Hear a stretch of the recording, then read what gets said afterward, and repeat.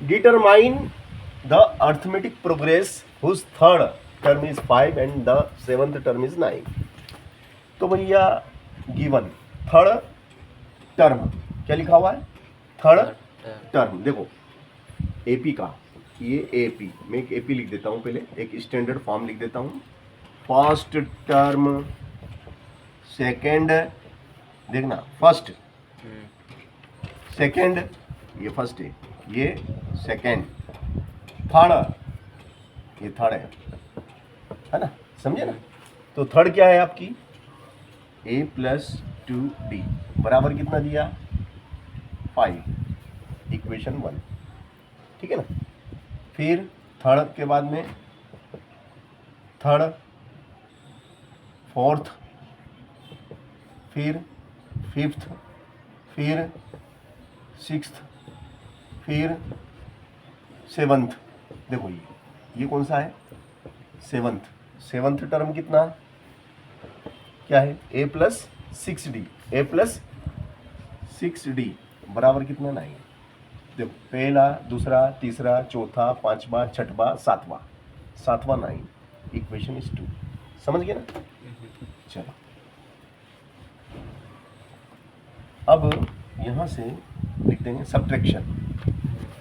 Subtraction, तो ये plus का माइनस, ये प्लस का 6d माइनस, प्लस का 9 minus, cancel, minus 6d plus 2d, minus 6d plus 2d is minus 4d is equal to minus 9 plus 5 is minus 4. Therefore, d is equal to, therefore implies that d is equal to 4 by 4. 4 by 4, 4 1 ja 4, implies that d is equal to only 1. d is equal to only 1. d is equal to only 1. Yes, only 1. अब देखिएगा आगे, put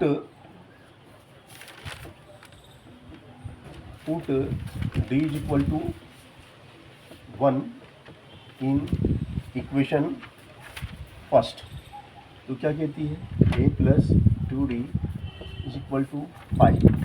a is a plus 2, d is 1, d is 1 is equal to 5। Therefore 2 1 जा 2, 5 है ना। तो ये हो जाएगा आपका a is equal to 5 plus 2 उधर गया minus 2, therefore a is equal to 3, a is equal to 3 है ना। तो a इज इक्वल टू 3 निकल गया और d इज इक्वल टू कितना है, 1। ये दो चीज़ आपने निकाल ली, a निकल गया, d निकल गया, सवाल हो चुका है। बोले कैसे, देखो कुछ नहीं करूँगा अब मैं इसका जो स्टैंडर्ड फॉर्म है, क्या है इसका स्टैंडर्ड फॉर्म, स्टैंडर्ड फॉर्म क्या है, A P, A plus D, A plus 2d, A plus 3d, date. A की जगह कितना आ जाएगा, 1, फिर एक धन नहीं, ए की जगह 3, सॉरी तो धन में ए इज 3, ए इज 3 और D is 1, 3 plus 2 into 1, 3 plus 3 into 1, 3 1 4, 3 plus 2, 3 plus 3, तो 3 4 5 6, यही है क्या, देखो तो determine this is AP, this is AP, सही यही है ना। तो देखो हमने निकाली ना एपी, है कि नहीं।